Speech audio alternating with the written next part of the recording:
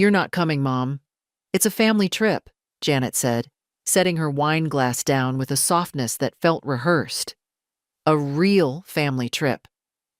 She didn't even look at me when she said it, just rearranged the cutlery like she hadn't dropped a grenade between us. That phrase, real family, sank like ice water through my spine. I sat there, 74 years old, hands folded, polite smile still frozen on my face. I thought maybe she misspoke, that maybe it was a joke said poorly, but her husband nodded in agreement, and the kids kept eating, eyes down, as if they'd been prepped for this dinner. I didn't say a word, not even when she added, it's easier this way. We need space. The kids need space." I drove home in silence. The radio stayed off. My old sedan rattled slightly on the highway as Wilmington shrank behind me, the same town I'd lived in since 1969. My hands gripped the steering wheel too tightly. Back in my kitchen, I made tea I didn't drink. The kettle's whistle had long gone quiet by the time I noticed it had boiled. They were going to Sicily. A 12-day trip. A villa near Ragusa. Private pool. Seaside dinners. Horseback riding for the children. Wine tasting for the adults. I knew because I'd seen the itinerary. The itinerary I paid for. The invoice had come to my email by accident. Or perhaps they'd simply forgotten to remove my name from the booking info after using my credit card. I was listed as the main guest. That was last month. "Mom," Janet had said back then, "could you help us book something special for the kids? A family experience. They'll remember it forever." Of course I'd said yes. I always did. Just like I did for their mortgage top-up. For the minivan. For Ben's braces. For Emma's dance school. For Janet's real estate license. I closed the laptop slowly that night. Sat in the dark. The house was quiet except for the slow ticking of the old wall clock. They were leaving in 5 days. And I wasn't family. I reached for my phone. Not to call her, not to argue. I opened the banking app instead. Tomorrow, I would call the bank. I didn't sleep that night. Not really. I lay in bed staring at the ceiling, counting the faint cracks in the plaster. The bedroom felt colder than usual, though it was July. I reached for the quilt my mother made decades ago. The edges were fraying, but the weight was familiar. In the morning, I sat by the window with my coffee, watching the neighborhood stir. The Thompson sprinkler kicked on across the street. A dog barked 2 houses down. A jogger passed with music leaking from his earbuds. The world, in its indifference, moved on. I thought about Janet, about the way her tone had changed over the years. At first it was, "Mom, I don't know how we'd manage without you." Later it became, "Mom, it would mean a lot if you could help just this once." Then came, "Mom, this is just how things are now." But I remembered how it used to be. When she was 3, Janet would refuse to fall asleep unless I sang her that silly lullaby, something about a fox and a fiddle. When she was 8 and afraid of the dark, I taped glow-in-the-dark stars on her ceiling and told her they were guardians. When she was 12 and her best friend moved away, she cried in my lap for hours. When she was 16 and failed her driving test, I drove her through that same parking lot every afternoon until she passed. Her father, Charlie, had passed when she was 11. Heart attack. Quick, they said. Unexpected. I hadn't expected anything quick after that. I worked nights cleaning offices, day shifts at the grocery store. I saved every bit I could. Bought this house with his insurance payout. Paid off Janet's college loans myself. She never asked me to. I just did it. It was what mothers did. When she married Aaron, I gave them a check for $25,000. My entire emergency fund, She cried then, said she'd pay me back. Of course she didn't. That wasn't the point. Over the years, I began to disappear from her life. Not all at once, not loudly, just softly. Fewer visits, quicker phone calls, conversations that skimmed across the surface of things. When I offered to babysit, it was accepted with relief, but never with warmth. Still, I stayed quiet. I told myself she was busy. I told myself she loved me in her own way. That family was complicated, that maybe I was asking too much. But when someone tells you that you're not part of the real family, it sharpens everything, past and present. What you did, what they took, what they erased. I pulled out the folder from the bottom drawer of the sideboard, the one with the paid invoices, the receipts, the travel agency email printout, the $14.80 charge for the villa in Ragusa, the airline tickets, the tours, the car rental, every cent charged to my card, quietly, naturally, as if it was a given. I placed them in a neat pile on the kitchen table. Then I reached for the phone. It was time to call the bank. "Mrs. Sanders, good morning," said the voice on the line. "This is Dana from Pacific Horizon Bank. How can I assist you today?" Her tone was cheerful, efficient. She didn't know I'd been awake since 4 a.m., sitting at the kitchen table in my robe with my second pot of coffee going cold. "Dana," I said slowly, "I need to talk to someone about reversing some payments. Travel-related transactions." There was a pause, just a second too long. I imagined her looking up my account on her screen, seeing the numbers. "Yes, of course. I can help with that. Are you referring to the recent charges to Ital Vista Travel Group?" "Yes," I said. "All of them." Another pause. She was trying to sound neutral, professional. "That's a fairly large set of transactions, Mrs. Sanders. May I ask, are you disputing the charges? Or requesting cancellation?" "Cancellation." "I see. One moment while I check which items are still eligible for reversal. Some of these may be non-refundable." I waited. My eyes drifted across the living room, the threadbare couch, the framed photo of Charlie and me on the porch with baby Janet in my arms, a sun-faded crocheted throw on the armrest. Dana came back.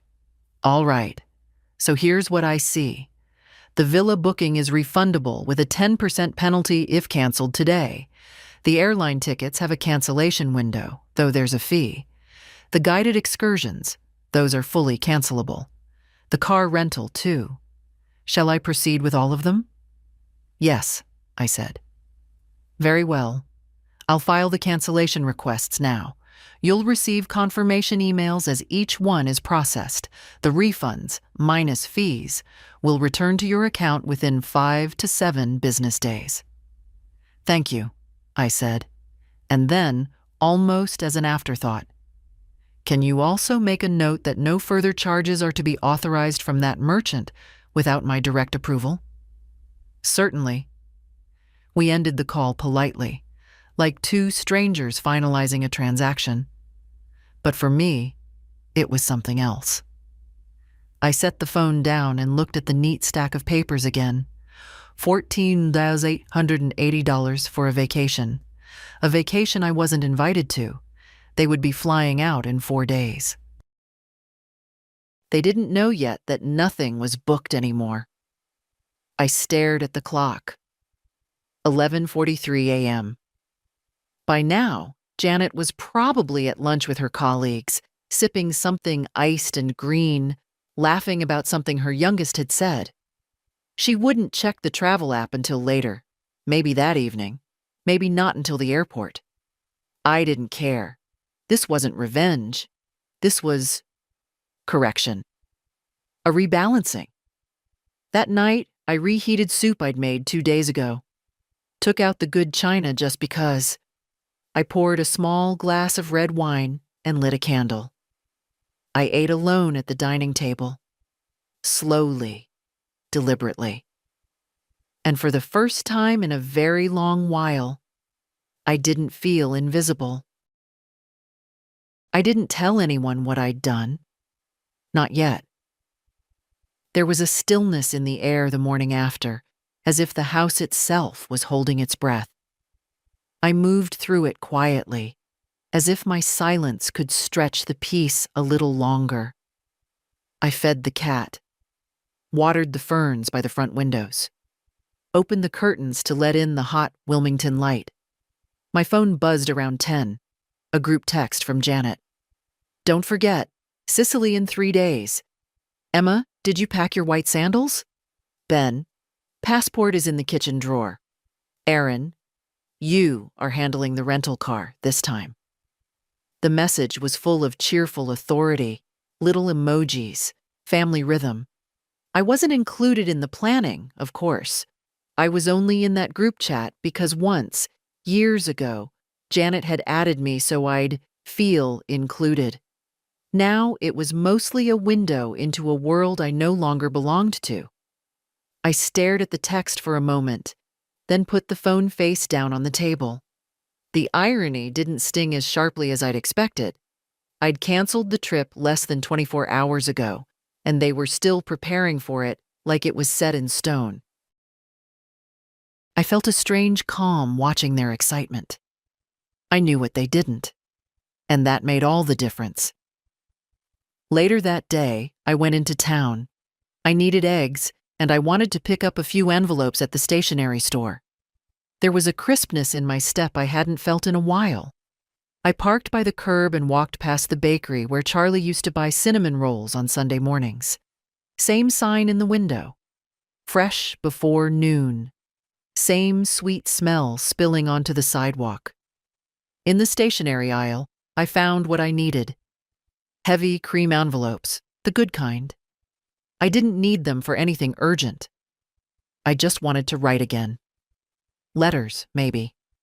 A list of things I still wanted to do. Not a bucket list, more like a remembering list. At the checkout, the cashier smiled. "Doing some mailing today?" "Eventually," I said. "Some things take time."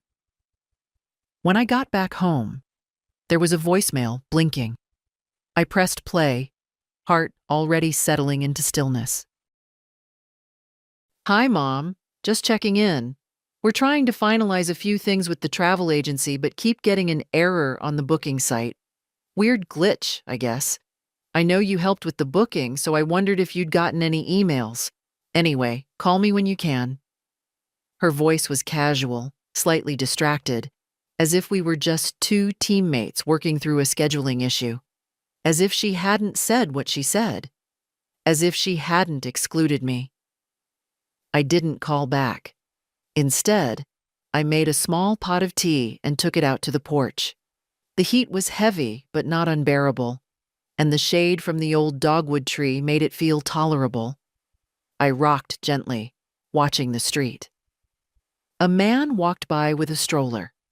A woman jogged past with her golden retriever. 2 teenage boys rode bikes too fast down the hill, whooping. At some point, I remembered something Janet had said years ago. Maybe 12? Maybe 15. We were in the backyard after a barbecue. She'd just put Emma to bed. Her wine glass was nearly empty.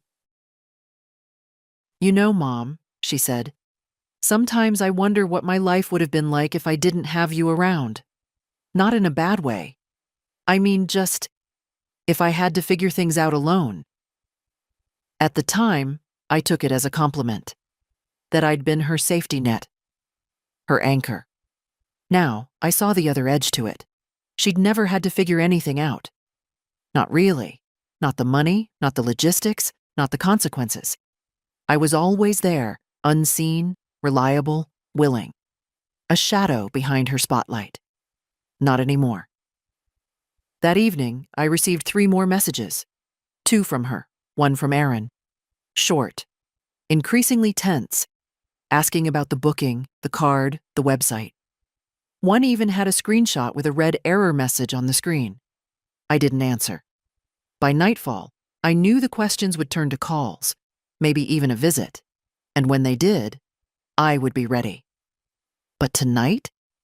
Tonight, I poured another glass of wine, and I wrote, for the first time in years, a letter to myself. Dear Mabel, well done. The first call came at 7:18 the next morning. I was in the garden, still in my nightgown, pulling weeds from the bed where the tulips had bloomed last spring. My phone rang in the kitchen, and I let it ring. Then it rang again, and again. When I finally walked in, barefoot and sweating slightly, there were 6 missed calls. 3 from Janet, 1 from Aaron, 1 from Emma's dance. That would be Emma, borrowing her mother's phone again, and 1 from an unknown number, which I assumed was the travel agency. I made toast, buttered it, ate it standing by the sink. Then the phone buzzed again. This time, a text. Janet. Mom, what's going on? The villa reservation is gone. Did you cancel it? Call me. The tone had changed. The emojis were gone. I rinsed my plate and wiped my hands on a towel. Then I sat down, composed a reply, and deleted it. Then did it again. 4 times. Finally, I wrote, me. Yes, I canceled it. Since I wasn't family, I assumed my money wasn't needed. I hit send and put the phone down. No explanation, no apology, just clarity. The reply came fast. Janet. What the hell are you talking about? This affects all of us. The kids are devastated. How could you be so petty? Petty. That word rolled around in my mind as I poured myself a second cup of coffee. Was it petty to reclaim my own money? Was it petty to say, I will no longer be left out of the things I pay for? Was it petty to stop pretending I didn't hear the things they said when they thought I wouldn't react? The phone rang again. I answered this time. Mom. Her voice was sharp, brittle. What did you do? I canceled the bookings, I said calmly. The villa, the flights, the tours, everything. But why? You said you'd help. You said it was for the kids. No, I said. You said it was for the kids. I said I would pay for a family trip. And then you told me I wasn't family. There was silence. Then she scoffed. You're twisting things. I didn't mean it like that. You always do this. Always make everything about you. I closed my eyes. A slow exhale. I'm 74 years old, Janet, I said. I've been quiet for a long time, paid for more things than you'll ever know. Accepted scraps of your time and pretended they were love. You don't get to rewrite the rules because now they've stopped working in your favor. She was quiet again. Then came the real voice, the one beneath the performance. We told the kids, Mom. We showed them pictures. Ben was so excited for the horses. Emma made a packing list. What am I supposed to tell them now? I almost softened. Almost. But I remembered something. 2 months ago, after Emma's dance recital, Janet had taken photos with everyone. Aaron, his parents, her in-laws, even the coach. I stood by the door, waiting. She didn't wave me over. When I asked later, gently, if she'd gotten a photo with me, she said, "Oh, I think Aaron's mom did. I'll ask her to send it." She never did, so I said now, "Tell them the truth, that you made choices, and choices have consequences." She hung up. That afternoon, Aaron showed up. Loud knock. Dark sunglasses. I didn't open the door. He left after a few minutes, but not before muttering something I couldn't hear through the glass. It didn't matter. I was done with noise. Done with people who only remembered I existed when their plans were at risk. Later that night, I lit a candle on the porch. The sun was low, the air thick with summer. Somewhere in the distance, children laughed. Probably neighbors. I thought about what I'd do with the money. Not the dollars. They weren't important. The power of it. The decision. The reclaiming of my own place. Tomorrow, I'd call the lawyer. There were documents to revisit. Accounts to shift. The foundation had been shaken, and now I would rebuild it. On my own terms. It's strange, the silence that follows confrontation. Not like peace, more like the quiet after an earthquake, when dust still hangs in the air and the walls haven't yet decided whether they'll hold or fall. The day after Aaron came to the door, I heard nothing. No texts, no voicemails, no knocks, not even a drive-by from Emma, who often biked past the house on her way to practice. I should have felt victorious, maybe, or relieved. Instead, I felt something different. Space. Not empty, just spacious. Like a room I'd always been shoved into suddenly had windows. By mid-afternoon, I finally turned my phone back on. There was only one new message. Ben. Ben, 12. Grandma, are you mad at Mom? What happened to the trip? Just that. 12 words that pulled tighter than anything else had. I sat down on the couch, the phone in my lap, my fingers hovering over the screen. What could I say to a child? One who didn't understand that love wasn't measured in amusement parks or airplane tickets? I typed and erased a dozen replies before settling on. Me. I'm not mad at anyone, sweetheart. Sometimes grown-ups make decisions, and they're not always easy. I love you very much. He didn't respond. I didn't expect him to. I put the phone away and went to the garage, where I kept an old trunk of photo albums and documents. Janet never liked the garage, said it smelled of dust and memory, but I'd always found it comforting. It was where Charlie kept his fishing gear, where we stored the Christmas decorations, where time felt honest. I pulled the trunk into the house and opened it. Inside, my wedding photo. Janet's birth certificate. Old report cards. Receipts from the early years. Diapers. Her first crib. The nightgown I bought after Charlie died. The envelope from her first paycheck, the one she proudly handed to me at 19, saying she'd take me out for dinner with it. I'd kept it. The ink had faded, but the memory hadn't. There were also letters. One from her after a college breakup, telling me I was the only person who understood her. Another from a school trip in 8th grade, signed, Your best friend always. I stared at them a long time. I wondered what changed. And when. The answer didn't come. Only a hollow ache that no money could fill. By evening, I'd made a decision. Not out of spite, not for punishment, but because some lines, once crossed, need to be drawn again, with permanent ink. I called my bank first. Asked to schedule an in-person meeting. I wanted to ensure all my accounts were secure, that no one else had access. I'd allowed Janet limited access years ago. For emergencies, I told myself. She never abused it exactly, but she'd come close. Now I wanted it gone. Then I called Martin Sharp, my lawyer. A polite, quiet man who'd handled Charlie's will and helped me when I refinanced the house. Martin, I said, I need to make changes to everything. His voice didn't waver. Of course, Mrs. Sanders. When would you like to come in? Tomorrow. Would you like to discuss anything in advance? Yes, I said. I'd like to set up a trust. For my granddaughter, Emma. There was a brief pause. Not for your daughter? No. I heard him adjust papers, his tone shifting into quiet professionalism. Very well.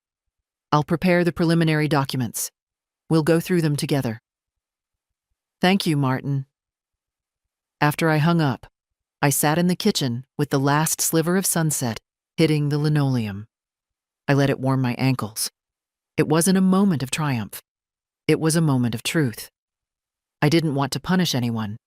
I just wanted to protect what little I had left. My peace, my voice, my worth. And if that meant drawing lines, bold, unflinching, undeniable, then so be it. Tomorrow, I would write my name beside them. The bank lobby was cool and quiet when I stepped inside the next morning. Air-conditioned air, floral carpet, the faint hum of printers behind the glass. I'd worn my best linen pants and a button-down I hadn't put on in years. Not because I needed to impress anyone, but because I wanted to feel solid, present, not some invisible woman withdrawing into herself. Dana, the bank rep I'd spoken with earlier, recognized me instantly. "Mrs. Sanders," she said, standing quickly. "We've got a room ready for you." She led me into a small office with a frosted glass wall and a sleek table that didn't quite match the worn armchairs. She pulled up my file on her screen while I settled into the seat. "I've flagged all recent transactions from Ital Vista Travel and confirmed that all pending charges have been halted. The refunds are in progress, minus cancellation fees." I nodded. "Good. I'd also like to revoke any and all authorized users on my accounts." Dana glanced up. "Including your daughter?" "Especially my daughter." She didn't flinch, just nodded once and began typing. Her fingers moved fast, efficient. She'd seen enough to know when not to ask questions. "I'd also like to move a portion of the funds into a new trust account, under the name of my granddaughter, Emma Corrine Wallace. She's 15. She paused, looked at me carefully. "Do you want that to be active immediately or triggered at a certain age?" I thought about it. 18, I said. "But I want to leave a clause. She has to write me a letter, not a legal document, just something real, something that says what she wants to do with her life, even if she changes her mind later." Dana smiled softly. "We can make that work." While she finalized the paperwork, I sat there, looking out the glass at the bank's waiting area. A young couple was there with a toddler, the mother bouncing him gently on her knee while the father scrolled through something on his phone. Their exhaustion was visible, but so was their togetherness. I wondered what it would be like to have that again, a family that leaned in instead of pushing out. An hour later, everything was signed, accounts locked down, access revoked, trust created. It was done. Outside, the July air wrapped around me like a blanket I hadn't asked for. Too warm, a little sticky, but I welcomed it. It was real. Next was Martin's office, 2 blocks over in a squat beige building that had looked outdated since the late 80s. The receptionist offered me water, then led me in. Martin stood when I entered. "Mrs. Sanders, come in, please." He looked the same as always, thin hair, brown tie, glasses that always slid just slightly down his nose. We went through the will. I crossed out names, shifted percentages, added Emma specifically and clearly, and I added one final clause. No claim or challenge from other family members will be accepted without a personal handwritten letter, submitted while I am alive. Martin raised an eyebrow at that. "They'll have time to explain themselves," I said simply, "while it still matters." He nodded.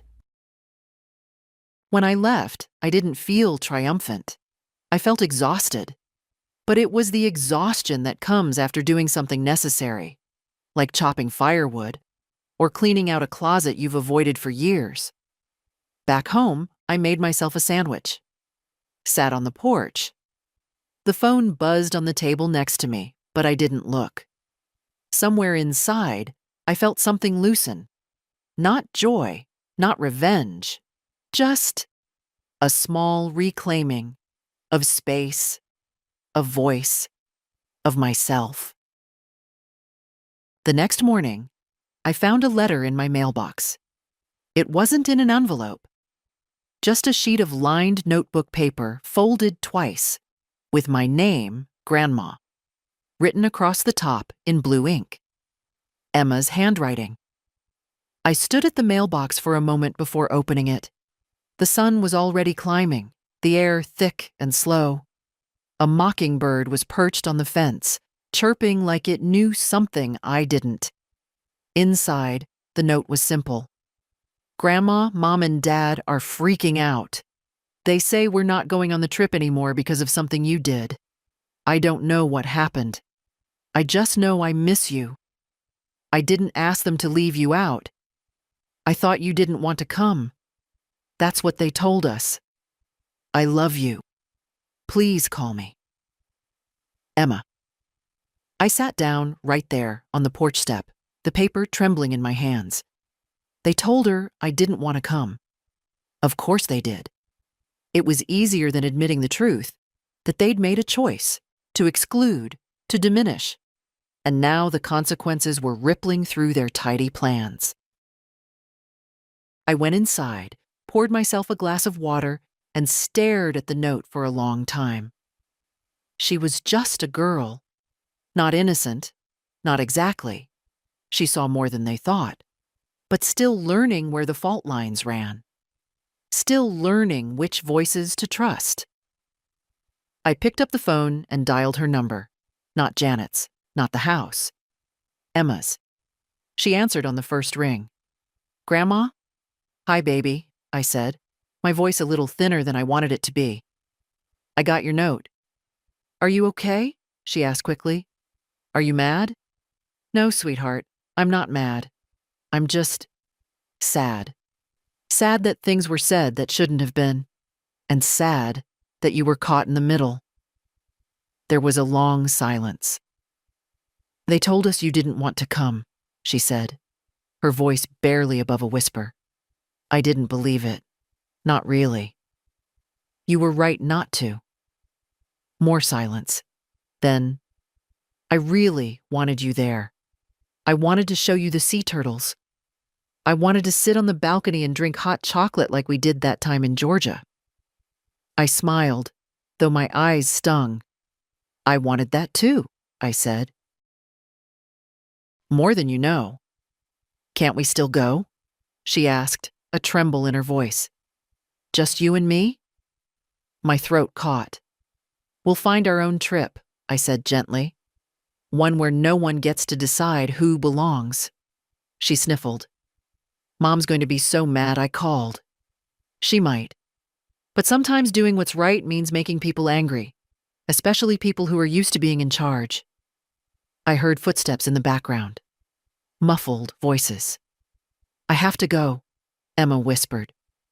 But thank you for calling. I love you. I love you too, honey. Always. She hung up. I set the phone down and stared out the window. That call had changed something. Not everything, but something. Emma had reached across the line, and I'd answered. Later that day, Janet texted again. Janet. Unbelievable. Manipulating your granddaughter now? You're seriously crossing a line. I didn't respond, because for once I wasn't reacting. I was choosing, and I had no intention of crossing back. She came in the late afternoon. I heard her car before I saw it. Too fast down our quiet street, tires crunching the gravel shoulder. She didn't park in the driveway like she used to. She pulled up crooked by the curb, engine idling for a moment before she finally shut it off. Janet. I watched from the kitchen window as she climbed out, slammed the door, and stood there like she was deciding whether to come in or blow the whole thing off. She didn't knock. She let herself in with the key I'd given her years ago, the one I'd forgotten still hung on her keyring. I didn't move. She walked straight into the kitchen, where I stood rinsing lettuce from the garden, and set her sunglasses on the counter with a practiced clatter. I want to talk, she said. I turned off the tap and faced her. Then talk. She was already halfway into her speech, the one she'd probably rehearsed in the car. I can't believe you'd sabotage something like this. Do you have any idea how much this trip meant to the kids? To Aaron and me? It was the first time in 5 years we were going to take a real vacation, and you told me I wasn't family, I said, calm and even. Her mouth opened, then closed. I didn't mean it like that. But you said it. I was frustrated. I was tired. You always twist things into some kind of drama. No, I said. What I did was finally stop funding a life I'm not allowed to be part of. She crossed her arms. This is about money, then? That's what it always comes down to. No, I said again. It's about respect, about being spoken to like a person, about not being erased. She looked away, toward the fridge like she was searching for a neutral object to fix her eyes on. I never asked you to pay for anything, she muttered. You never had to, I replied. It was just expected. Every request came wrapped in guilt or wrapped in silence. Either way, I delivered. She shook her head. You're being so dramatic. We could have talked about this, we still can. But not like this. Not with you punishing everyone. Is that what you think this is? I asked. A punishment? Emma's heartbroken, Ben's confused, Aaron's furious. You've left chaos in your wake, and for what? To prove a point? No, I said. To stop disappearing. That stopped her. She didn't speak for a long time. Then finally, quieter. You've been holding this in for a long time. I nodded. Too long. She ran her hands through her hair. She looked tired now, not angry, just worn. What do you want me to say? She asked. That I'm sorry? That I messed up? I tilted my head. That would be a start. She sat down at the kitchen table like her legs had given out. I stayed standing. You could have talked to me, she said again, softer this time. Instead of nuking everything. I sighed. I talked to you for 20 years, Janet. With my time, with my money, with my silence. I talked until there was nothing left in me to say. Now I'm done talking. She looked up at me, and for a second, I saw the little girl again, the one with scabbed knees and eyes too big for her face. Then it was gone. You really cut me out of everything? She asked. The accounts, the will, all of it? I nodded. And I'll be reviewing the title on the beach house next. She flinched like I'd struck her. That place was for the kids. And now it'll be for the one who remembers who built the shore under their feet. Her jaw tightened. We sat in silence for a while, a clock ticking somewhere in the hall, her unfinished apology hanging in the air between us like laundry on a line no one wanted to fold. Then she stood. Okay, she said. Message received. She picked up her sunglasses, walked to the door, and paused.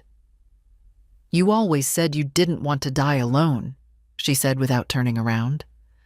I took a breath, steady and even. I still don't, I said. But I'd rather be alone than be invisible.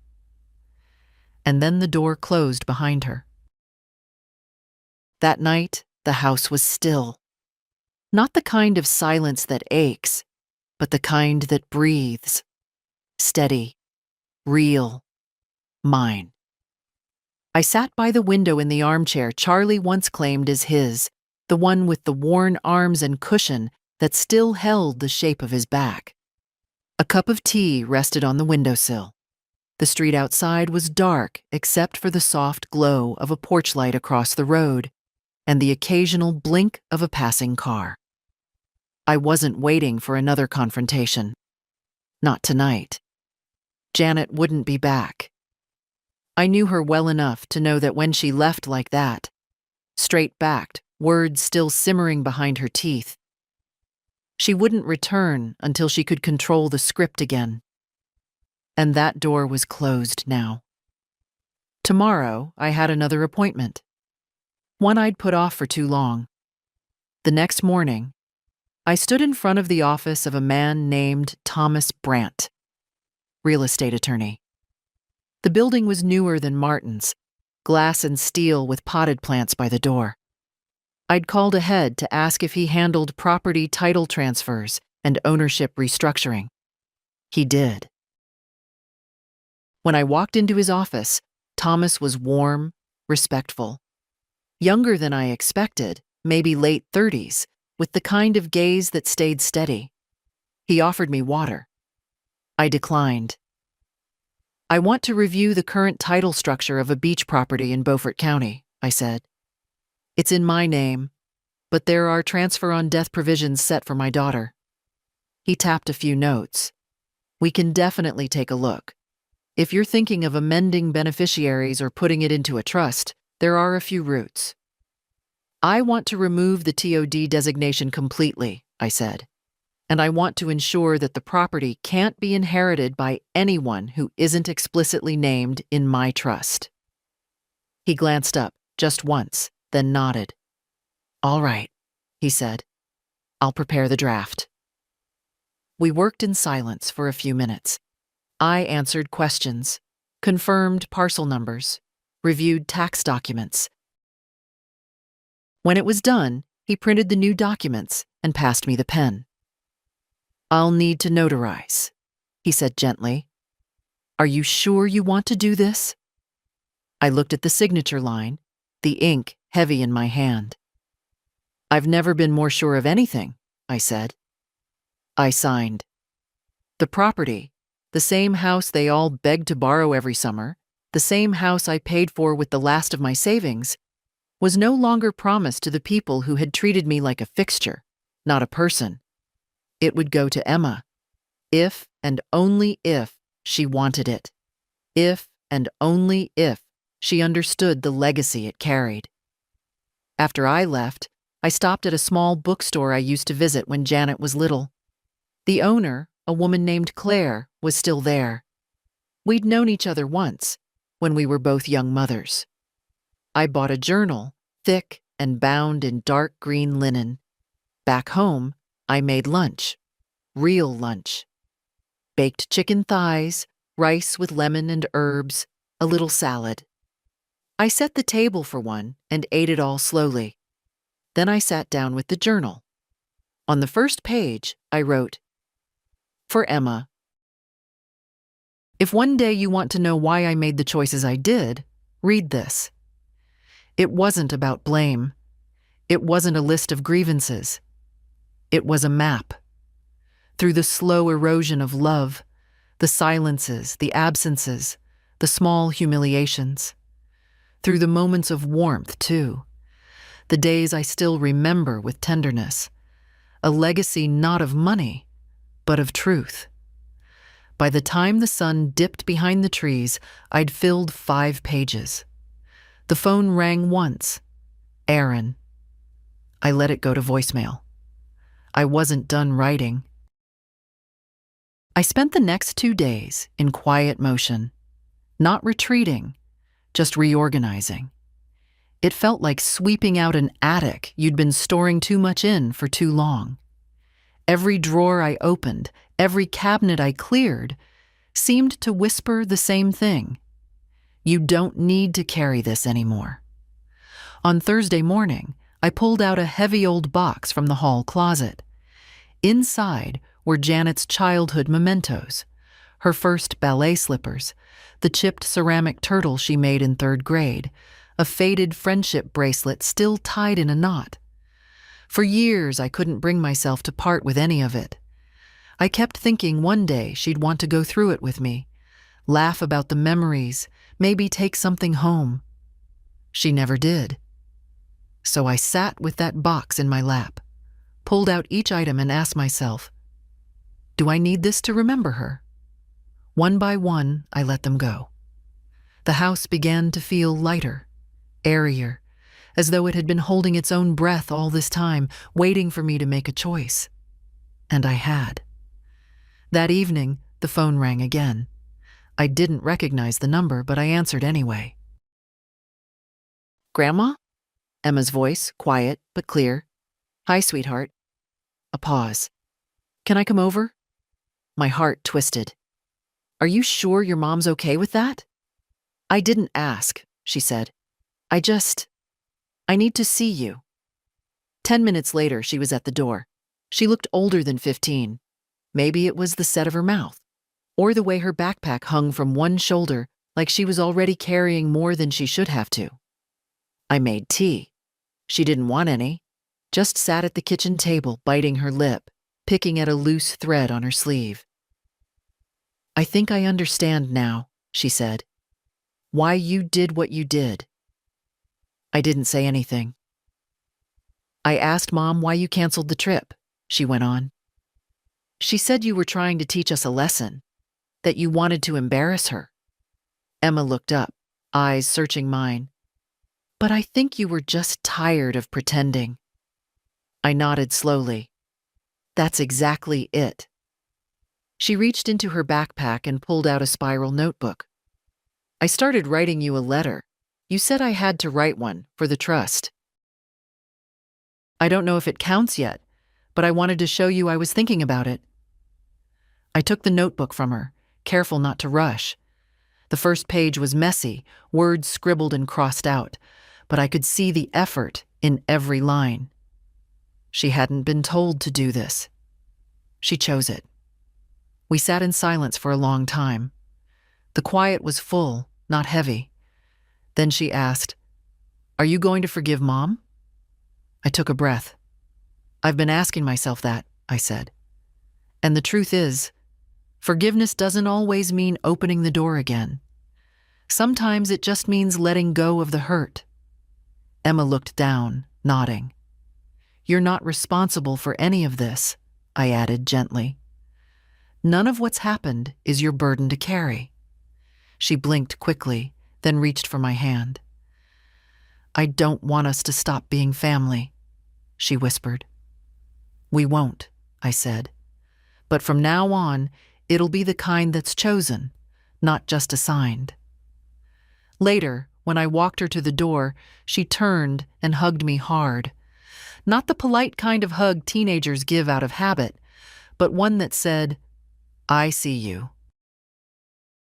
And for the first time in years, I let myself cry. Not because I was broken, but because something was finally beginning to heal. Friday morning arrived with a softness that surprised me. The sky was overcast. Light filtered gently through the windows, and for the first time in weeks, I woke up without the heavy stone of dread in my chest. I made breakfast slowly. Eggs, toast, real butter. No rush, no agenda, just time and quiet. My phone buzzed at 9:42 a.m., a voicemail. No ringtone. I'd silenced Janet's number days ago. Still, curiosity won. I played it back while washing dishes. "Mom, I know you don't want to hear from me, but I'm asking you to think about what you're doing. You've always been the bigger person. You've always been better than this. I don't understand why you're throwing everything away over one bad moment." Emma came home in tears. "She thinks you hate us. Please, can we just sit down and talk?" Her voice cracked near the end. That familiar high pitch she used when emotions started leaking through her control. I dried my hands on the dish towel and stared out the window. The street was still. A bluebird hopped along the fence line. I didn't call her back. Not because I was angry, but because I'd already sat down. I'd already talked. For years. That afternoon, I went to the post office. I had 2 envelopes to mail, both thick with documents. One for Martin, with my final signed amendments, and one for Emma, with a handwritten note and the first few pages copied from my green journal. Dearest Emma, this is not a history of pain, though you may read it that way at first. It's a history of remembering, of returning to myself. You may not agree with everything I've done. That's all right. But I hope you'll understand why it mattered that I did it. With all my love, Grandma. I placed the envelopes on the counter and paid for priority mail. Sending something important? The clerk asked kindly. Yes, I said. Very. Back home, I found myself drawn to the living room bookshelf. I hadn't touched it in ages. Among the cookbooks and gardening guides, there were old novels, photo albums, a few keepsake boxes. I pulled one down and opened it. Inside, Charlie's old watch, still ticking after all these years. A dried rose from our 25th anniversary dinner. And a note in his handwriting, folded in half, stained with time. I'd forgotten it existed. Mabel, you give and give and give. One day, I hope someone sees the cost. Love, C. I sat on the couch and held the note in both hands. He saw me. Back then, when no one else did. That evening, I walked through the house slowly, touching walls, rearranging a few frames, folding a throw blanket over the back of the couch. It was a kind of preparing, a quiet readiness. At sunset, I lit a candle. Then I pulled out a map. The last thing I did that night was circle a small coastal town I hadn't been to in 30 years. I wasn't running. I was choosing. And this time, the trip would be mine alone. The suitcase I pulled from the attic was older than Emma, a sturdy navy Samsonite with a zipper that stuck if you pulled too fast. It still had the faded airport tag from our trip to Charleston in 1997. Charlie had packed it back then, carefully rolling my cardigans like he was folding precious linen. I dusted it off, laid it open on the bed, and began to pack. Not much, just enough. 2 cotton dresses, comfortable shoes, my favorite sweater, soft with age but still warm, a wide-brimmed hat, the green journal. No one knew I was going. I hadn't told Janet. Not because I wanted to keep secrets. I was simply done making announcements to people who didn't listen. By mid-morning, I was at the train station. Wilmington's platform isn't much, just a long stretch of concrete with a tired bench and a vending machine that always eats your change. But the train arrived on time, its horn low and echoing across the tracks like an old friend clearing its throat.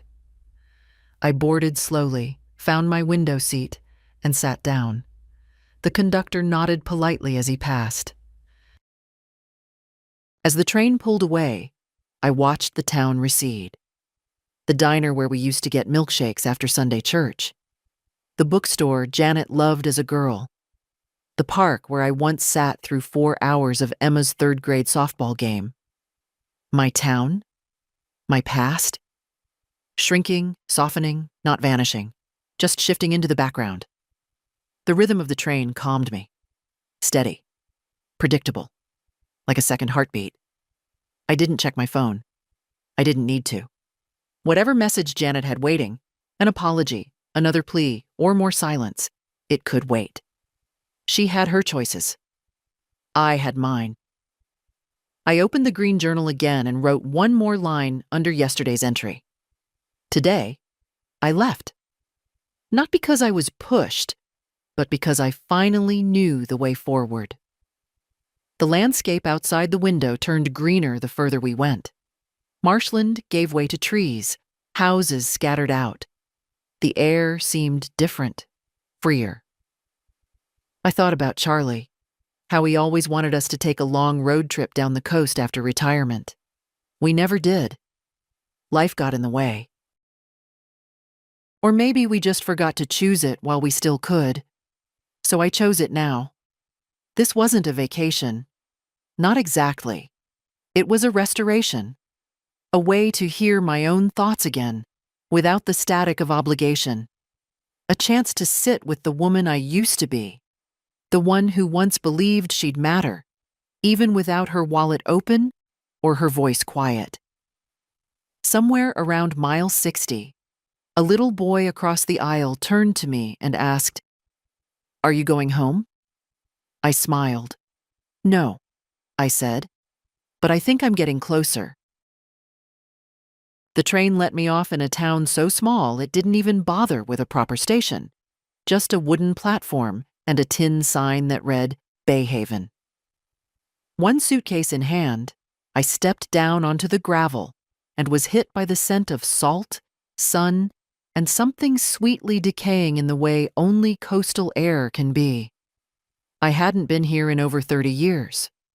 Bay Haven was where Charlie and I once spent a weekend in a rented cottage, long before Janet, long before bills and braces and the slow erosion of small resentments. Just the two of us and the ocean. He'd lost his wedding ring in the surf, and we laughed about it until the sky turned pink. I found a little inn at the edge of town, the Wren's Nest. 2 stories, painted seafoam green, with white wicker chairs on the porch, and a bell above the door that jingled like a question.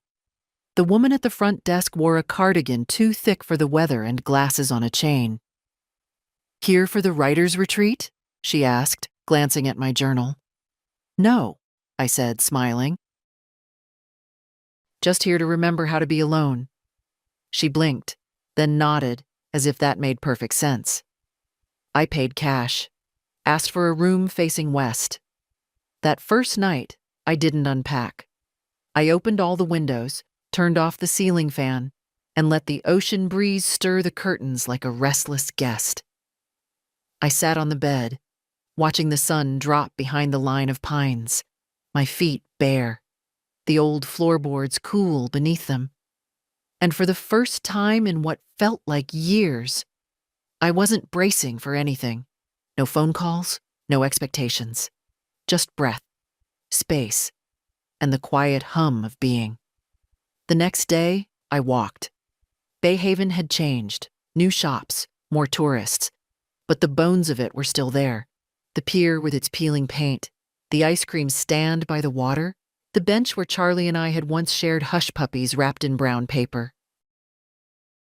I stopped at a cafe for lunch, grilled fish and sweet tea. The waiter looked about Emma's age. He called me ma'am and brought extra lemon slices without asking. When I went to pay, I paused, then asked if they sold gift cards. He nodded. "Sure. Any amount?" 100, I said. "Put the name Emma Wallace on it." He scribbled it down. "Special occasion?" "No," I said. "Just thinking of someone I love." I mailed it from the tiny post office down the street. No note, just the card and a receipt. That evening, back at the inn, I sat on the porch with a blanket over my legs and the journal in my lap. I didn't write much. Just one sentence. I am not where I was, but I am no longer where they left me. It wasn't poetry, but it was true. Around midnight, I woke up to thunder. Not loud, but close. The kind that sounds like someone dragging furniture across the clouds. I went to the window. Rain tapped the glass gently, like it was trying to be let in. I made tea in the little kitchenette and sipped it standing at the sink, wrapped in a towel, hair still damp from the earlier walk on the beach. The phone on the nightstand buzzed once. I checked it. A photo from Emma. She stood in the kitchen back home, holding the gift card, her face lit up with surprise. No caption. Just that smile. The kind that said, "I know this was from you, and I love you for it." My chest tightened, not with regret, with something softer. Something I hadn't allowed myself in a long time. Hope. I replied with a heart.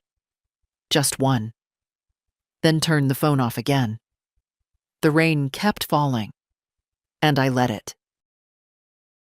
I stayed in Bay Haven for 6 more days. Every morning, I walked to the beach with my shoes in hand and let the sea greet me without questions. The tide was always different, but the rhythm was constant. Water in, water out. It reminded me of something I'd forgotten, that letting go is a cycle, not a single act. On the last morning, I packed slowly.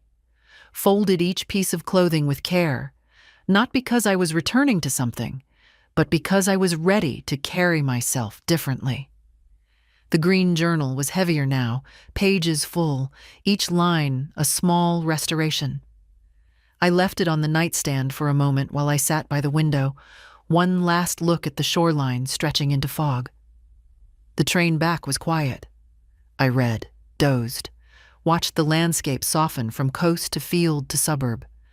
When I got home, the house greeted me with its usual creaks and sighs, but it no longer felt like a waiting room. It felt lived in again. Mine. In the following weeks, Janet didn't reach out. Not on my birthday. Not after Emma told her about the trust.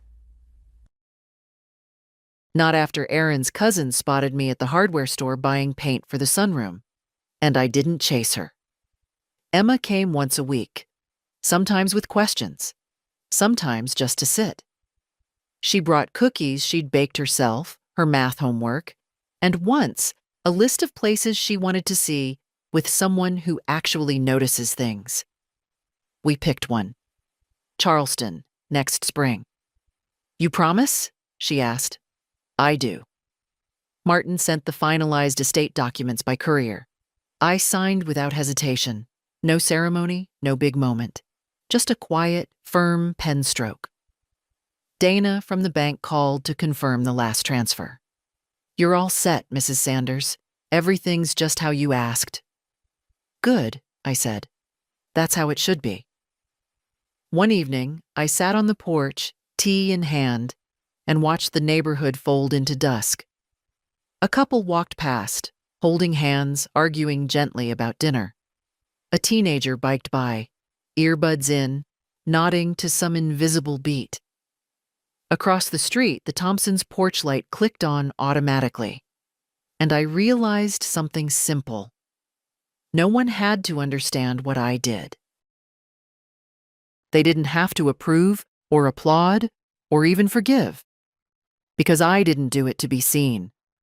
I did it to stop disappearing. In the quiet, I thought about every woman like me. Every mother, grandmother, sister, friend. The ones who gave and gave until the giving hollowed them out. The ones told to be grateful, to be silent, to not make waves. To them, I say this. Let the water rise. Let it carry you where you were too afraid to go. And when it finally recedes, stand tall in the sand, wet and alive, and know this. You are not the storm. You are what survives it. If this story found something true in you, share it. Write your own. Remember, the quiet ones remember everything.